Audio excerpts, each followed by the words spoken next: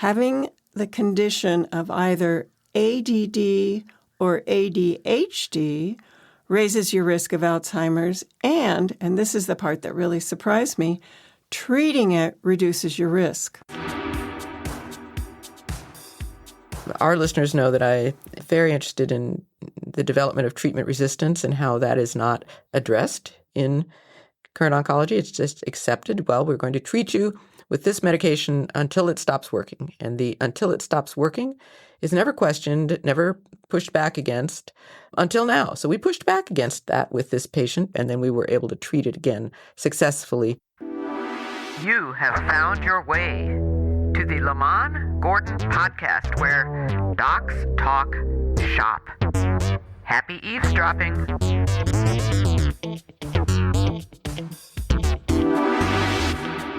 I'm Dr. Dawn Lemanne. I treat cancer patients. I'm Dr. Deborah Gordon. I work with aging patients. We've been in practice a long time. A very long time. We learn so much talking to each other. We do. What if we let people listen in?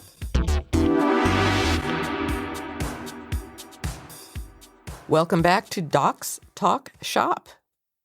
Today's episode might be our most surprising yet. We answer some of the most common questions we receive from listeners, and the answers may upend your assumptions about brain health, sleep, and even cancer therapy.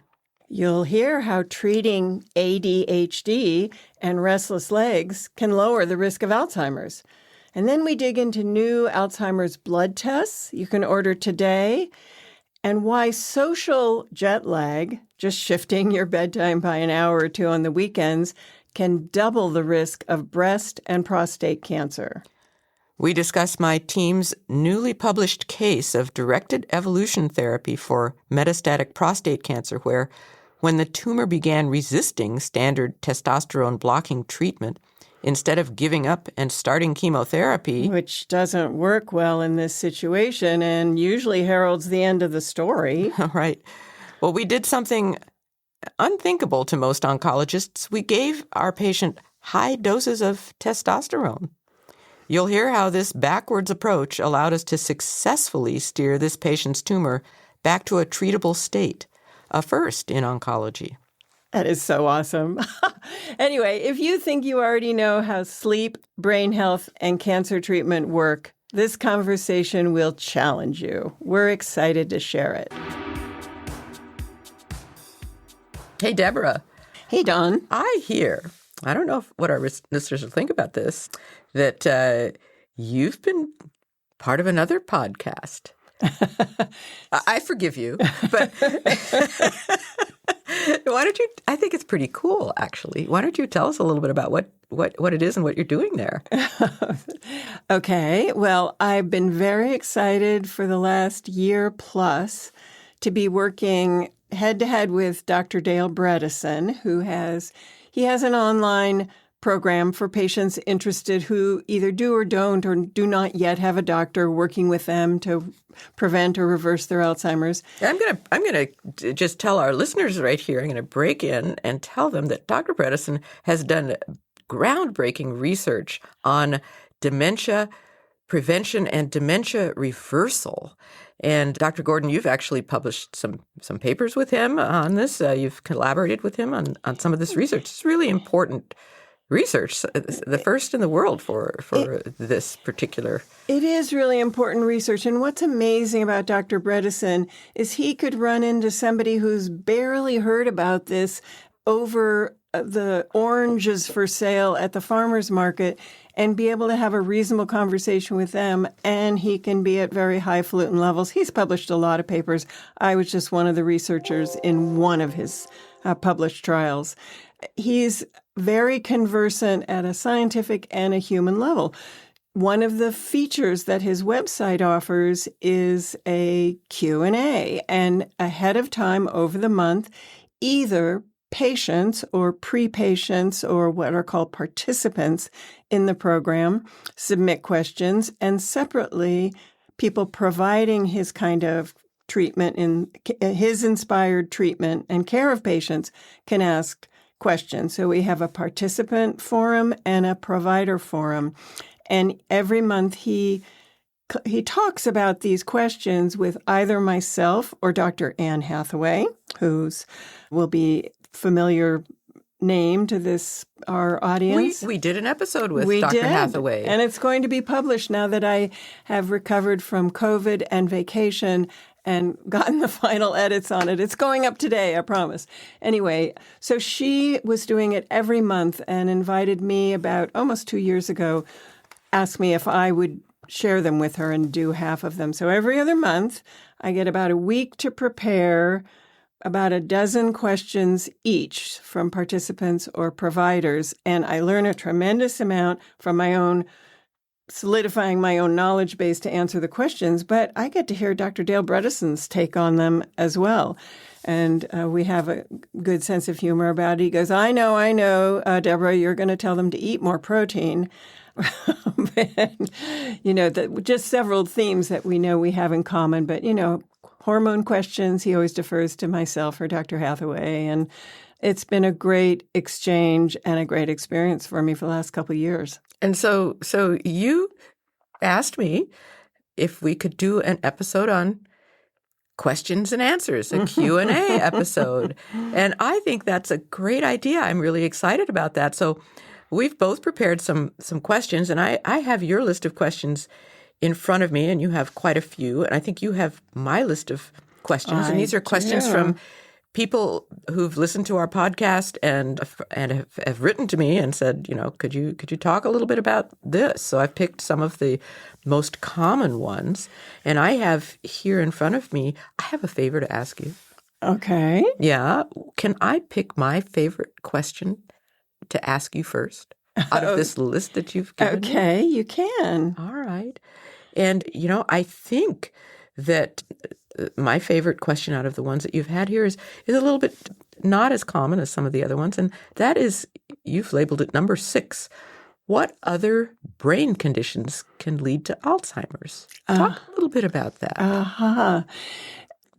Somebody asked a question on one of the sessions I do with Dr. Bredesen about the use of marijuana leading to Alzheimer's. And he said, no, in fact, and then we got into a whole discussion, and he gave me the first 2 answers that I'm going to provide for you today. Having a history of schizophrenia, whether or not it's treated and managed, but that was before Dr. Georgia Eade, who's also been on our podcast, metabolic treatment for mental illness. But schizophrenia, no matter how it was ignored or managed, has previously been an increased risk factor for Alzheimer's.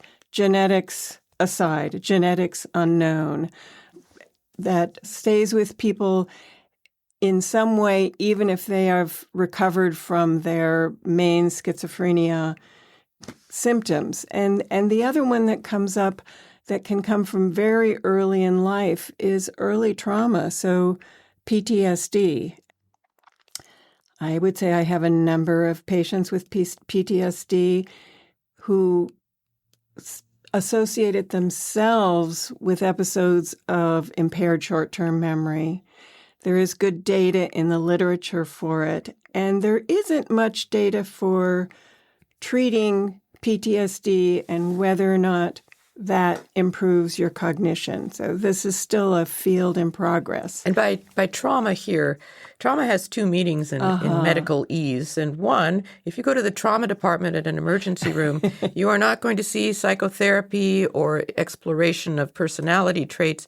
You're going to see wounds and surgery, broken bones, head injuries. Trauma in the older medical term has to do with physical injury from an accident or an attack or something like that, crush injuries, burns, car accidents. But what we're talking about here is emotional, interpersonal trauma, correct? That is correct. Yeah. And sometimes they go together. Absolutely, sure. But not always. It can somebody who seems to have come from a very comfortable life and never had anything bad happen to her can certainly have PTSD from relationships she endured as a young girl.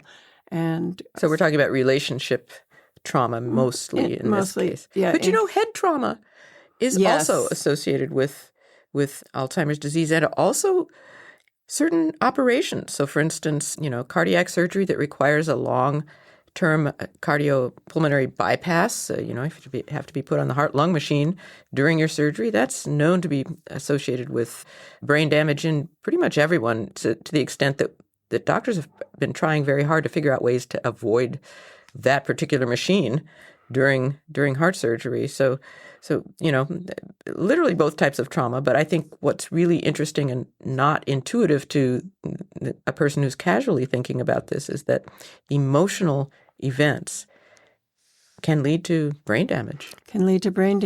And I would say it has happened more than once that as somebody, I'm working with somebody and they are following my recommendations and their brain function is getting better, that they suddenly really see, feel, are affected by their early painful memories, which previously they've either 99% or 100% kept in the background of their awareness. So you say early trauma. Is there an age cutoff? Is this before puberty? Is this before you can speak?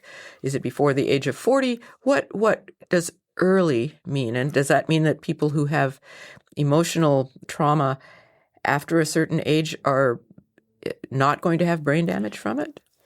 So it isn't brain damage. It's an increased risk of Alzheimer's. And how it is actually measured has not been defined or qualified. They just say that, if you look at a general population and you take the people who have distant emotional trauma and those who don't, there's an increased frequency of Alzheimer's in the ones who've had the history of trauma.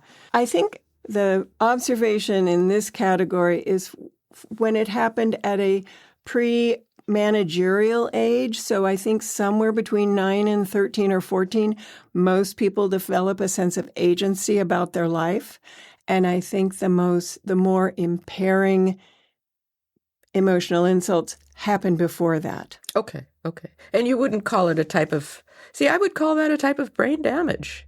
If it results in some kind of change that later on presents as a deficit and a disease. I would just say, yes, that has not been... But that's kind of a philosophical Right. I was thinking of anatomically, and I can't anatomically say what was damaged. Although I imagine if you look at some of the limbic system, thalamus, insula, amygdala, hypothalamus, that those areas are either going to be a little swollen or a little atrophied. Probably if we could swollen. Look close enough, we would see the damage in some form. We have to look at the right level. I would postulate that. Now I'm going to look further into that. Thank you. And I've got a couple of patients I'm going to submit to more advanced. Well, I have a couple patients whose MRIs I can look at and see if there's anything they have in common. Thank you for that suggestion, Dr. Lemanne.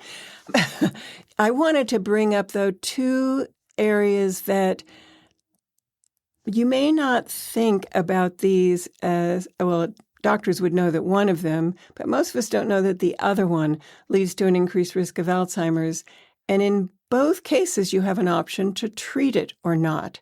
And the first one that I think most doctors would recommend puts you at risk for some neurodegenerative disease is restless leg syndrome during sleep.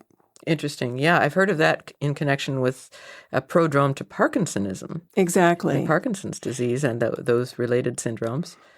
That is more common, and there is a treatment for it, and you are better off treating it. You it slows the development, or it's somehow beneficial in terms of your future risk. Interrupts the progression. And what is that treatment? It's a prescription medication. I think it's called, I'm going to fix it if this is not right, pramipexole. And one of the things that's very important if someone has restless leg syndrome, they may not know it. They just may think that everybody's bed is a mess when they wake up in the morning and not realize that they have really kicked the sheets out of where they belong. But a lot of times bed partners will know it, but solo sleepers may not really recognize that. It is, two things are important if you have this condition. Number one, melatonin makes it worse. So you shouldn't take melatonin, which is interesting because you think of melatonin as being calming. And the treatment makes it better and makes your overall brain function better. I think you did a quick search while I was rambling on. Am I right about pramipexole? Yes, you are. It's a dopamine agonist, and they also it's also mentioned as gabapentin as a treatment. So Yes. pramipexole, Mirapex, or Requip apparently are the brand names. Oh, interesting. Yeah. It doesn't iron deficiency cause? Yes. So the first thing you have to do is rule out that they're not iron deficient. So is that one of the things that happens when someone comes to you and says, I've got restless leg syndrome? They get an iron workup? They get an iron workup along with 150 other things. But the one that is more surprising to me, and so surprising that I had to ask Dr. Bredesen about this, I was watching, there's a program that doctors can sign up for where every day you're alerted to a video presentation that some doctor has done on some topic. And I typically bypass 95% of the ones that are offered to me. It's called View Medi. Do you subscribe? I get their ads. Yes, Yeah. yes. So I was invited to listen to one time about the causes of Alzheimer's. So I thought, I'll see what somebody else has to say. And this was a doctor, I hope I get this right too, Charles Robbins, who's an MD neurologist on a teaching staff, I believe, in a Chicago university. I should have really thought all this through before he's an academic person. He has about half a dozen lectures on Alzheimer's, but this one particularly piqued my interest because he said having the condition of either ADD or ADHD raises your risk of Alzheimer's, and this is the part that really surprised me, treating it reduces your risk. Before we go on, may I ask you a quick favor? Hit the subscribe button. You're hitting that subscribe button really, really matters. You're making sure cutting-edge ideas that matter to you move to the center of medical discourse, where they belong. Thank you. Having the condition of either ADD or ADHD raises your risk of Alzheimer's, and this is the part that really surprised me, treating it reduces your risk. Those are treated typically with stimulants, which Right. increase neuroplasticity. So increasing your, the number of nerves and connections makes things better, huh? That kind of makes sense. Yeah. You know what? I guess I have this association, which I've learned to discard, that stimulants, just make you anorexic, lose your appetite, lose weight, and run like a jackrabbit on a track. Stimulant abuse or overdose, yeah. But I think, they're drugs. I mean, caffeine is my favorite stimulant personally, and sure, if I take too much, it's bad news, but at the right doses, it adds to my life. Definitely improves my concentration, ability to learn, mood, those kinds of exercise capacity. So I mean, you don't like coffee as much as I do, do you? No, I don't. No, you're not a big coffee drinker. The caffeine, Well, we coffee drinkers understand the use of stimulants. Yes. So I've come to appreciate a little bit the use of prescription stimulants, and young people who have ADD or ADHD, and that's an increasing percentage of the youth population now compared to 30 years ago. And the casual remark is, 30 years ago, we just told them to go out and run around the playground and come back in. Well, that was probably 50 years ago. But, there are more young people who are diagnosed with ADD, ADHD than have been in the past. There are an increasing number, and there are online screening tests for it, diagnosing and treating older people, even quite older people. Like, for instance, a 77-year-old I know quite well from my mirror. There's an online test you can take, and the dosing of stimulants in adult ADD is almost homeopathic compared to what young people take. It takes and maybe it's just people who are as sensitive to caffeine as I am, but in general, I think it's true for everybody. It's the metabolism, it's the loss somewhat of the complexity of youth, but a young person might take 30 milligrams of Adderall twice a day, an older person might take 2.5 milligrams once a day. Yeah, so that's a big difference. Big difference. Order of magnitude. Yeah. Yeah. Well, that's really interesting, and I'm not surprised. If you look at the caffeine and coffee literature, there's some association between coffee drinking in a beneficial way and decreased risk of dementia, depression, concentration disorders like ADHD and ADD. So, the idea that stimulant might be actually permanently helpful is encouraging, I think. Yeah, it's opened my mind thinking about that, because I guess what I have always thought before is that if you have any tendency to use stimulants, I have to stop drinking my caffeine by 10 o'clock in the morning, that you're not going to sleep very well. And I think we've talked a fair amount about sleep, but I'm also interested in something that somebody asked me recently, but we talked a little bit, and this is really a question for you. Can you talk to me about sleep regularity and why is that important in your world? Yeah. Sleep is important in everyone's world, brain health and cancer. Those are the two worlds, right? Wait, there are others? And, I think sleep is one of the most misunderstood and mismeasured and mishandled parts of many people's, I'm going to actually say most people's health programs. So even the people who are very, very active in managing their own health will often take their sleep for granted. And they'll say to me, oh, I sleep just fine, and there's nothing wrong with sleep. And then I say to myself, usually, okay, then why are we dealing with this cancer situation? Because cancer and sleep abnormalities are very, very closely intertwined.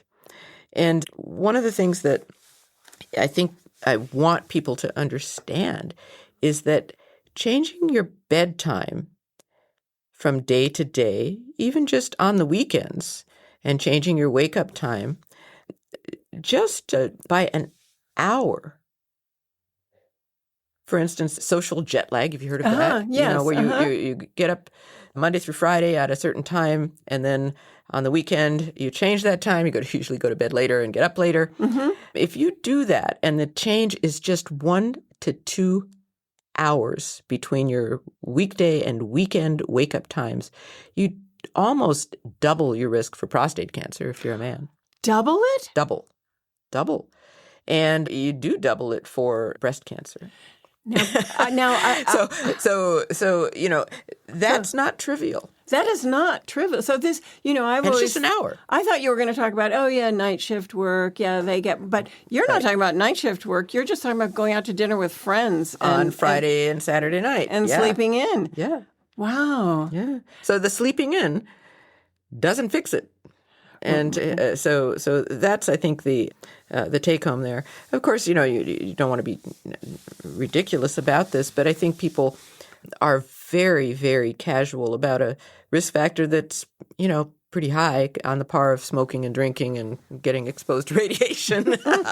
These are, and arguably even perhaps a little bit higher with the sleep issues than some of those risk factors. So, and then there's also, other diseases like heart disease and stroke. Those kinds of things are also increased by a 60-minute fluctuation in your sleep timing. And this is not made up for by sleep duration. So this is more powerful than sleep duration. So I have a question pertinent to the cognitive behavioral therapist who was on Dr. Peter Attia's podcast. I cite her all the time when I'm talking, where she would say, if you go out to dinner late and, you're going to bed late on Friday, that you should still get up at your weekday time on Saturday and take a nap if you need to, but not too late in the day, because then that messes with Saturday bedtime. But that it's more important the time you wake up be held consistent than the time you go to bed. Yeah, I don't know if that's true or not. I have no idea. But I do know that it would be important on an individual basis to wear a tracker that tracks your sleep quality and length and actually look at it and see how it changes from weekend to weekday and back again, and see what your body needs and how it responds to these changes in various aspects of your sleep hygiene. I don't know. I haven't listened to this person. She sounds amazing. She is. And I tend to, maybe unfairly, distrust blanket statements like that, like everybody should do X.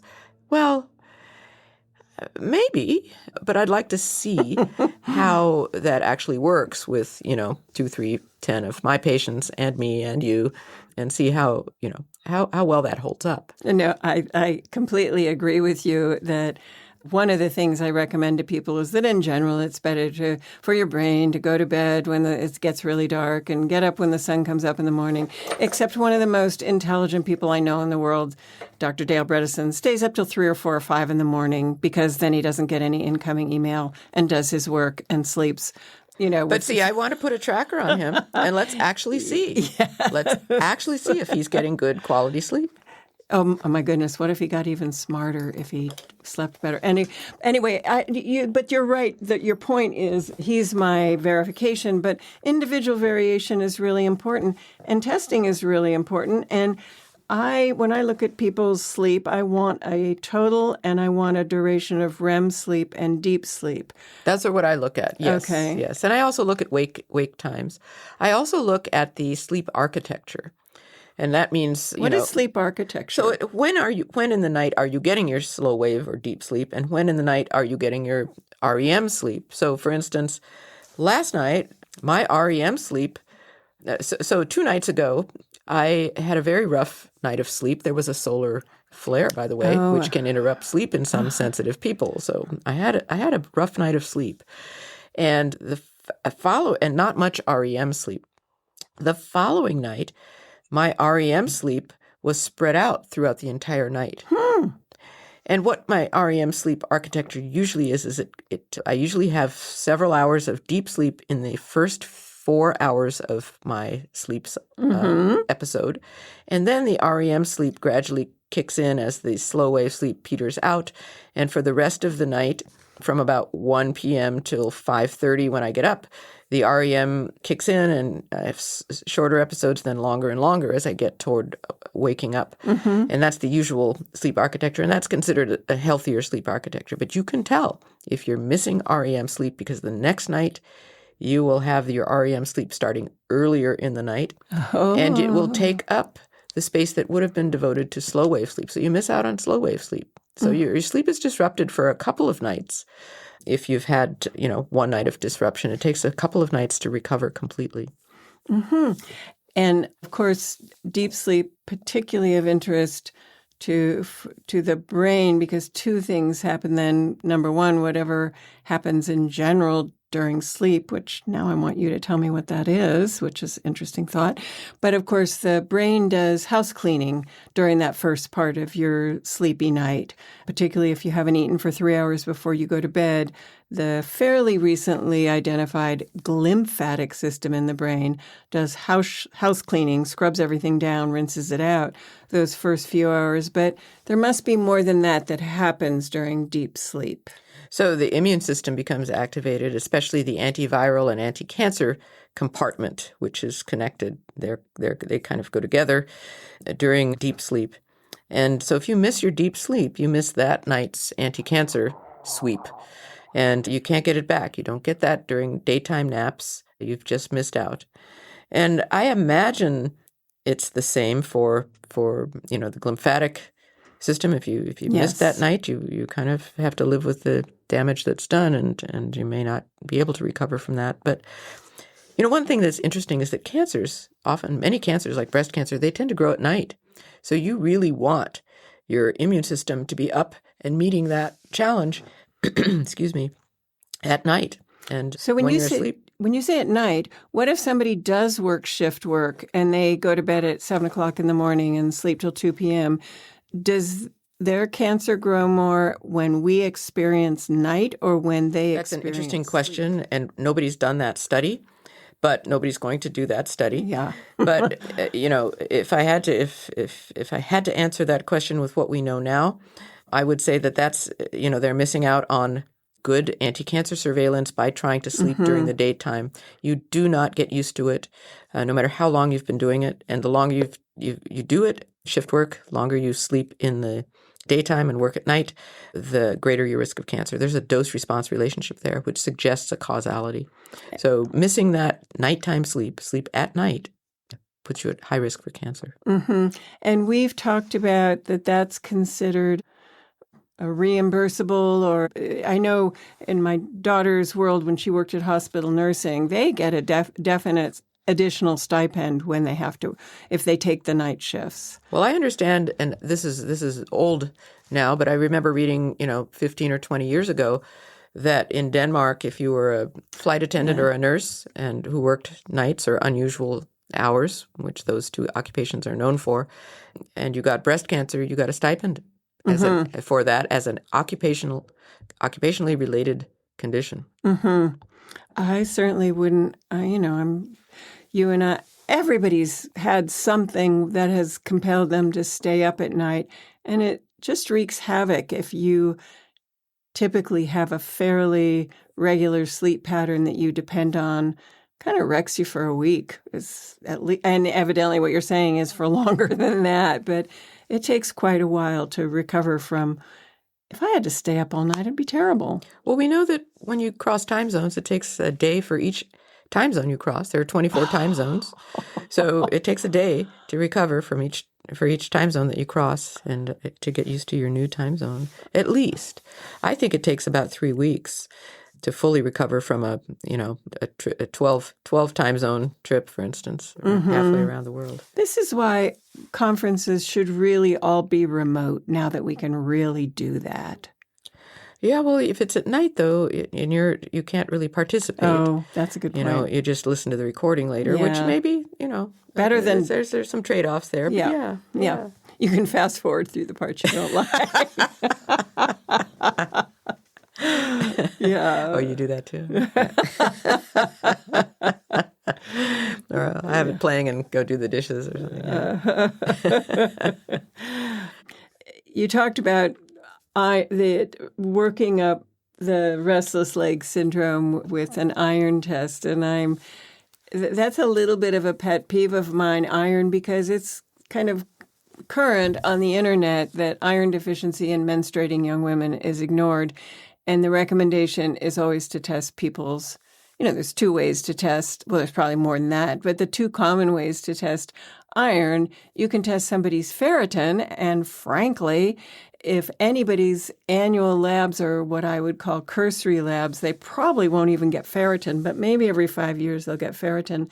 But ferritin's not really a very good evaluation of whether you have sufficient iron in your body, because ferritin is also an inflammatory marker. Right. Yes, it goes up if you have inflammation, even if you have no iron. Even if you have your iron's great, your ferritin's 120. That's a little bit high in a menstruating female. I bet that's not iron. And if it is iron, then they've got another problem, which is having too much iron. Ugh. And, well, we could go on about blood tests. And one of the questions your patients have sent to you is, and that I'm curious about too, is what is the new blood test to see if I have Alzheimer's? And is it accurate? And is it reversible if the test is positive? That's an interesting. You have smart patients. Well, that's because I'm sending them all to our local LabCorp to get this test done, because it is now covered by Medicare for as long as we still have Medicare. And it is very comparable to high-level research-grade testing that costs quite a bit of money. Well, what's the name of this test, and what are they testing? So it's called the ATN panel, and it's amyloid beta. That's the A. T is p-tau, and that's the only one that needs a little bit of discussion. And N is for neurofilament light. So there are 3 proteins they're looking for, misfolded proteins, amyloid, tau, and what was the third one? Oh, so the third one is not a misfolded protein. Oh, okay. Neurofilament light is something that only is released when your neurons are dying. So it's Okay. you have a certain amount of that's normal, that's turnover. But if your neurofilament light is higher, I would expect you to have really marked brain atrophy on an MRI, and you've had whatever process is going on has been going on for a long time. But the two tests before that are very interesting because beta amyloid plaques in the brain are what are blamed for causing Alzheimer's by the drug companies that know how to remove amyloid plaques in the brain. Even if they do risk a fatal brain hemorrhage, you might cure your Alzheimer's, but of course it doesn't cure it. It slows the progression a little bit in the people it doesn't injure.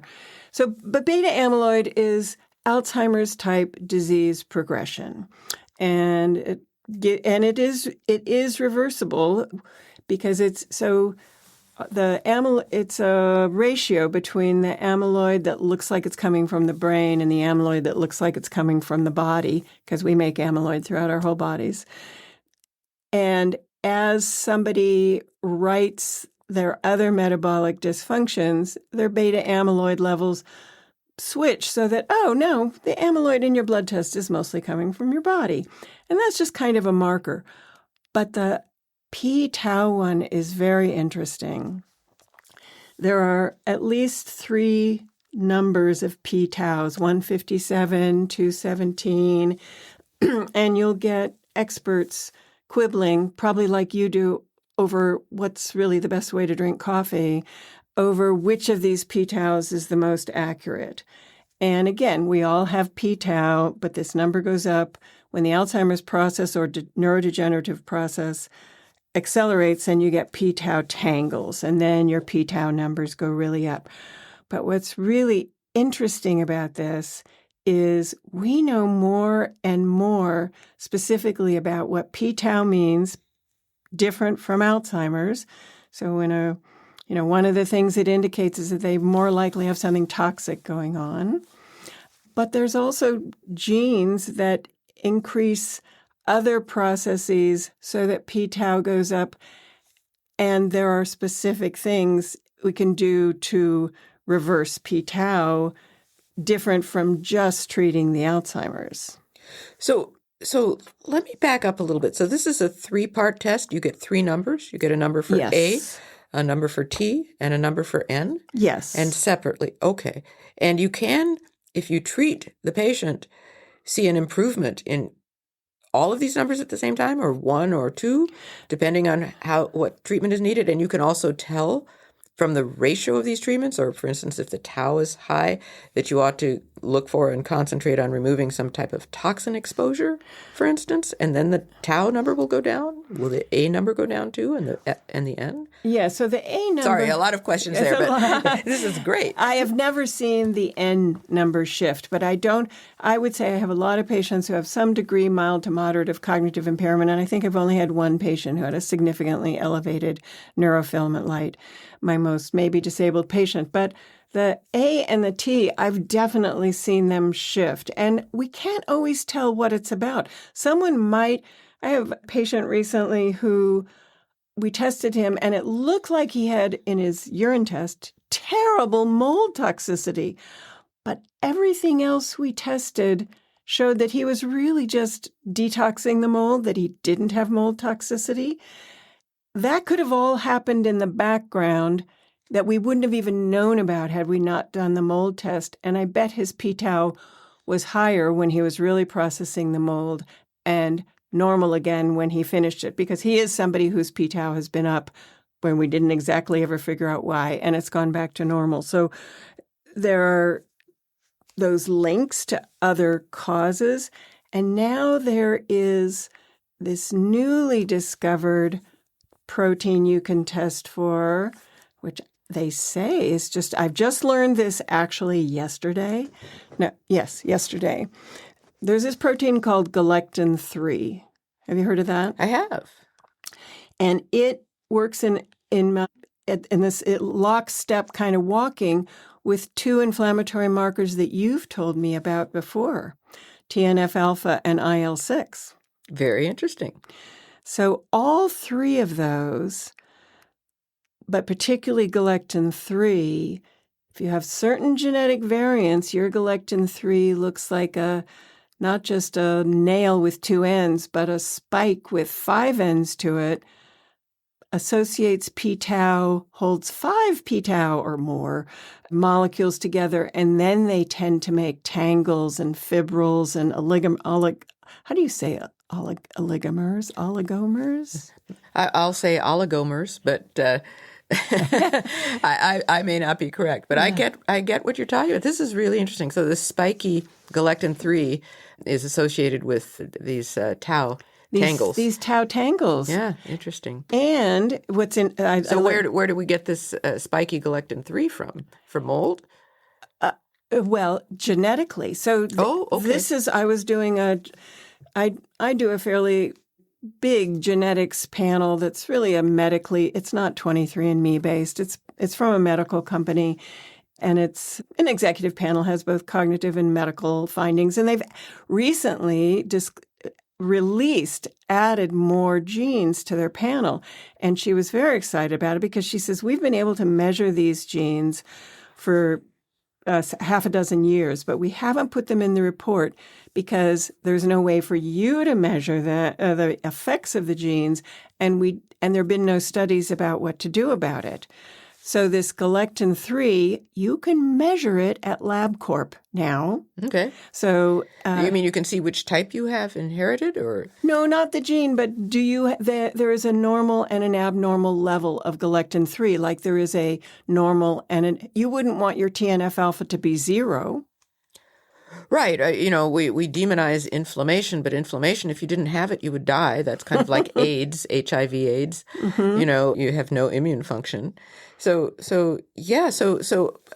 help me understand here. So galectin, the type of galectin-3 you have, whether you have this normal kind or the spiky kind, is inherited, but the amount that you have is related to what your body's processing at the moment? Yes. Okay. And I will say it's at least those things are true. There may be more to it than that. For instance, maybe certain kind of viruses change and turn your galectin-3 into multi-armed spikes. But for right now, we know that you can have a genetic tendency, and your galectin-3 can actually be measured in your blood. And if it's too high, you're at increased risk. And this is where, have you heard of the new Alzheimer's drug TB006? I have not. It's moved from experimental to accessible. It's an infusion. It's very expensive. It's $5,000 a month. And, you need an IV nurse. But all this, like they've known about that drug for a while. They've known about galectin for a while. But now there is a blood test and a treatment, and they can link them together. So they've just added that to the genetics panel that I offer to my patients, none of whom are going to really probably sign up for TB006. But there are other things that can affect that, as there are other things that can affect those other inflammatory markers. Well, wow. This is really fascinating. I did not know this about the test, and I'm sure our listeners are really fascinated as well. We're getting close to the end here, and there's one question here that I think we both can kind of talk about, and that's your reader wrote, I can't take hormones or don't want to because I've had hormone-sensitive breast cancer. I'm off treatment now. What can I do? Mm-hmm. And I get a similar question, and I'll just put that in here, and that's, I have hormone-sensitive breast cancer. I'm on treatment, and the treatment is very, very difficult, and I think I'm going to have to stop. Should I? And if I do stop, what should I do? So I think those two questions are flip sides of the same coin. And the first question really is to you, because there are different categories of treatment for hormone-sensitive breast cancer. And in your experience, are some particularly better tolerated than others? Particular treatments? Mm-hmm. Yes and no. So I've had patients have no problems with, the two main classes are the drugs in the tamoxifen family, and the others are the aromatase inhibitors. They have names like aromacin and letrozole. And both of those categories have people who do very, very well And both of those categories have people who do just awful. And then, they of course, there are people in between. And then hormone-sensitive breast cancer isn't one thing either. Everybody's hormone-sensitive breast cancer is more or less sensitive to hormones than somebody else's cancer. So you might have a breast cancer that has, for instance, 5% estrogen receptors, meaning 5% of your breast cancer cells under the microscope we can see estrogen receptors on them, and somebody else might have 99%. Oh. And depending on the laboratory, some labs will cut it off and say your breast cancer is hormone insensitive at 5%, and some other labs will cut it off at 10%. So, and whether you have both hormone-sensitive estrogen receptor expression and progesterone receptor expression matters. If you have just one or the other, that changes how well these drugs will work for you, especially if you have estrogen receptor positive breast cancer, but your progesterone receptor expression is low or negative. That means, you may not have great results with estrogen receptor blocking agents. So but there's so much complication there. There is. And I realize I've never thought, yes, there are these two categories of drug that treat estrogen receptor positive breast cancer. What happens to the progesterone receptor positive component to it? Is there a separate treatment for that? There can be, but those drugs have a lot of side effects. If you block the progesterone receptor, the patient usually gains a lot of weight, feels mentally sluggish. It's not something that women will put up with at all. So we don't usually use those. We used to use progesterone blocking drugs for treatment of metastatic endometrial cancer, but that's a whole different story. Which I thought was estrogen. But the main point is that it is really complicated. You don't want to do this at home. Have this conversation with your oncologist and have a careful review of the details of your pathology report, and before you try to make a decision like that. But having said that, are there some patients who just can't tolerate one or both of these drugs and they have to stop? And the answer is yes. And depending on who you ask, it's anywhere between 10 and 40%. And so that's a big enough minority that you want to pay attention to that if you're the oncologist. And that I've actually worked with you and with some mathematical oncologists to actually toggle actual hormone replacement therapy in patients with breast cancer and with anti-hormone therapy based on mathematical modeling. This is not just the calendar. We actually do some science here. So that can work too. So it's a complicated situation, but the answer is a cautious yes. You might be able to work that out if you work carefully with a knowledgeable oncologist and one who will do the work with you, and if you're willing to do the work. If you're just going to say, well, I'm just going to stop these drugs and hope for the best, well, that is an option, but that probably isn't your only option. And from the oncology point of view, if you have a patient who can't tolerate either category of those drugs, is there another category of drugs? Is there more surgery or more radiation or anything like that involved as an alternative? All of those things, again, it depends on whether the patient has active disease, meaning the doctors can see the disease on scans or blood work or something else. So, but most of the time, patients are asking this and they have levels of disease that are so low, the doctors think there is some disease there. That's why they're giving them the drug. But the levels are so low that tests can't easily pick them up.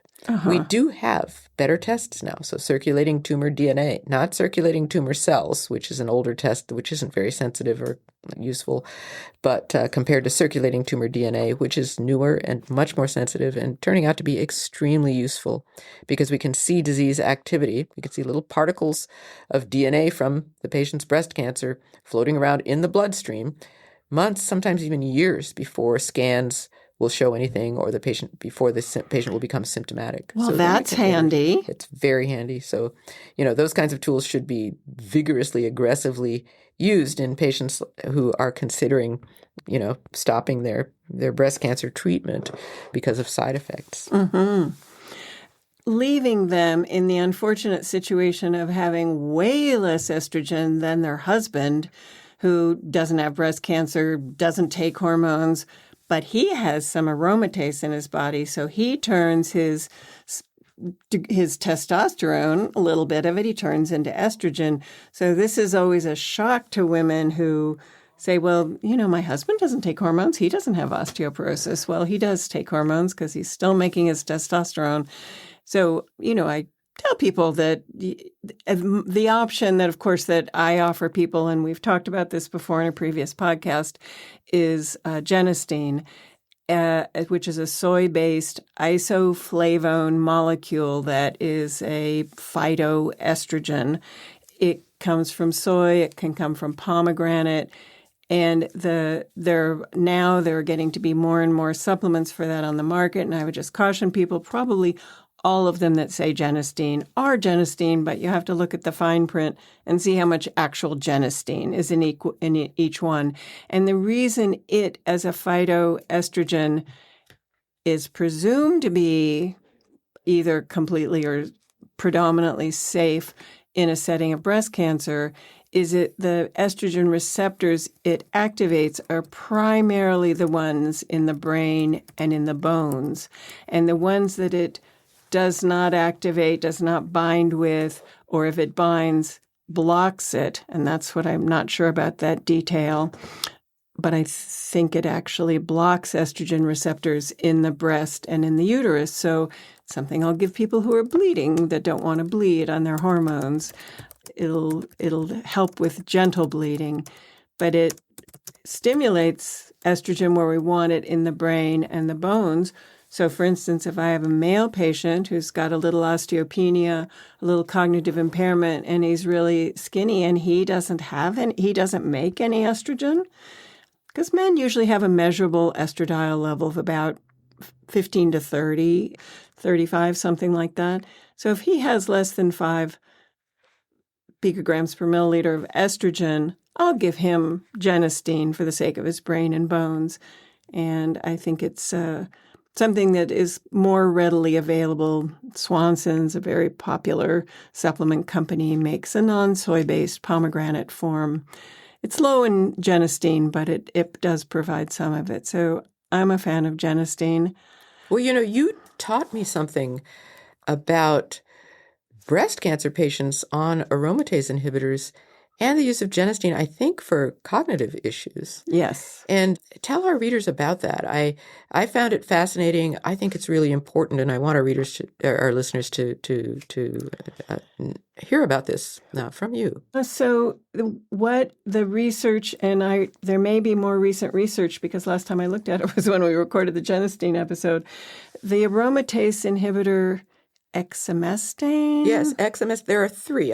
For our readers, Okay. I'm going to run down the 3 aromatase inhibitors. There's one called letrozole. That's the most famous one, and its brand name is Femara. And then there's a second one called anastrozole, and its brand name is Arimidex. And then the third one, which is less often used, but is considered a little bit more powerful usually, is called exemestane.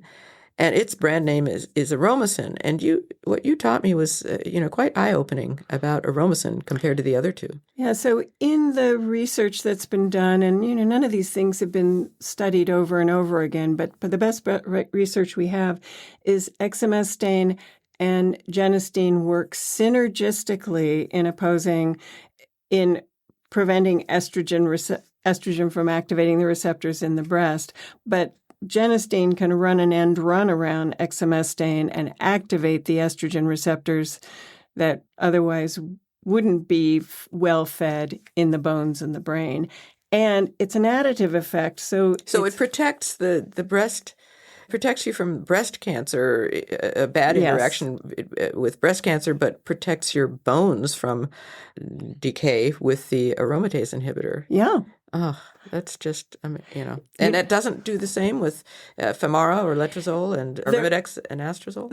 It either hasn't been studied as well or there is some evidence that it may conflict with the use. So the only study that's been done that shows that they have what I would say if somebody has to take an aromatase inhibitor, I'd really like their oncologist to pick exemestane for them so that I feel very comfortable giving them genistein on top of it.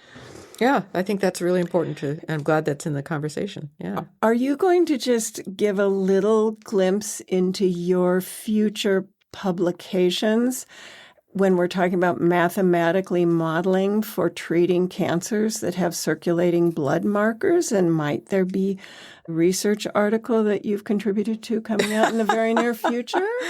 Yes, it's actually been published. Oh, it has been published. It has been published. Okay, yeah. Good. It has a title something like Directed Evolution to Reverse Treatment-Resistant in Prostate Cancer. And so this was a case report of a patient that with metastatic prostate cancer, and my colleagues and I used directed evolution, meaning we're trying to breed treatment-sensitive cancer cells in this patient. And our listeners know that I'm very interested in the development of treatment resistance and how that is not addressed in current oncology. It's just accepted. Well, we're going to treat you with this medication until it stops working. And the until it stops working is never questioned, never pushed back against until now. So we pushed back against that with this patient. We gave him actually, when his tumor was starting to become resistant to our treatment, which was withdrawal or blockade of testosterone use by the cancer cells, we actually gave him testosterone to rescue the cancer cells that were sensitive to testosterone and would grow in the presence of testosterone. And it was successful. We did cause the growth of his cancer cells. I know that sounds counterintuitive and unusual, but this is, you have to think outside the box with cancer because our current box doesn't work very well. So we did that. We increased the number of treatment-sensitive cancer cells in his body, and we made his cancer grow, and then we were able to treat it again successfully with hormone-blocking agents. So that's the gist of the article. And yeah, we have several other patients for whom we're doing similar things. A couple with breast cancer, I think, and endometrial cancer, another one or two with prostate cancer, even a colon cancer case that is it's not related so much to hormones, but does have its own treatment and treatment resistance problems in the general oncology realm. Again, treatment is given until the resistance appears, and we're going to try to break that cycle. So we'll let you know if we have any more publications. And yeah, this is cutting edge, and this is so exciting. And it reminds me of a patient we share who came to me, and she really had a very eloquent way of explaining something. I'm going to trash a little, I'm not going to be able to reproduce very well now, but she says, I'm not here to wage nuclear war against my cancer. I know I'm going to be dancing with this cancer for the rest of my life, and I'd like it to be a fairly innocuous dance partner. Well, that's very, very wise. We're all dancing with cancer, and our bodies are able to keep it under control. Sleep, hint, hint, hint, is probably the major tool that our bodies have to do that. So, and exercise, hard exercise, is another tool that people can use for that. But yeah, she's right. And sometimes the patient needs some help to dance. Yes. We can add some lifts to that one short leg or something like that. Put a lift in your shoe if you're limping. This is metaphorical limp in your dance, and get you dancing with that cancer so that you have a long and healthy life despite the cancer. Yes, and she's in a treatment absent era of her life and getting on with the rest of it. It's great. And the cycles will come and go. Deborah, you had so many questions here that your patients have given you 15, I think. And then I had maybe 4. So maybe 20 questions. Your questions are 5 parts. So we have a lot more that we can get into. Do you think we should do this a type of episode again? I think we do. And I think we should open the floodgates and ask if people have other questions that you're afraid we're not going to ever get to. We really welcome live and current questions because that fuels our thinking and research efforts, and we have a good time talking about it, don't we? Yeah, we do. We do. Yeah, so send us your questions, dear listeners, and we read all of them. We do. Well, this has been great, and I do want to ask you some of these other questions that I have for you, but we're just going to wait till our next episode. It's really hard. I'm having a hard time closing this episode, but should we say goodbye? We should say goodbye. Okay. See you next time. Bye-bye. Bye-bye. If you haven't already, please take a moment to subscribe. Your simple click is not abstract. It's not anonymous. To us, it's very, very real. It helps us reach more patients and physicians to challenge the old ways of thinking about health and to keep these evidence-based conversations going. Hitting that subscribe button actually makes a huge, huge difference, and thank you. You have been listening to the Lemanne Gordon podcast, where docs talk shop. For podcast transcripts, episode notes and links, and more, please visit the podcast website at docstalkshop.com. Happy eavesdropping.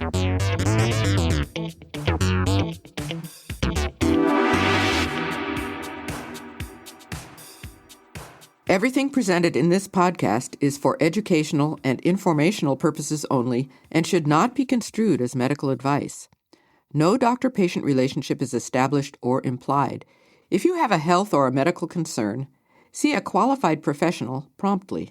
We make no warranty as to the accuracy, adequacy, validity, reliability, or completeness of the information presented in this podcast or found on the podcast website. We accept no liability for loss or damage of any kind resulting from your use of the podcast or the information presented therein. Your use of any information presented in this podcast is at your own risk.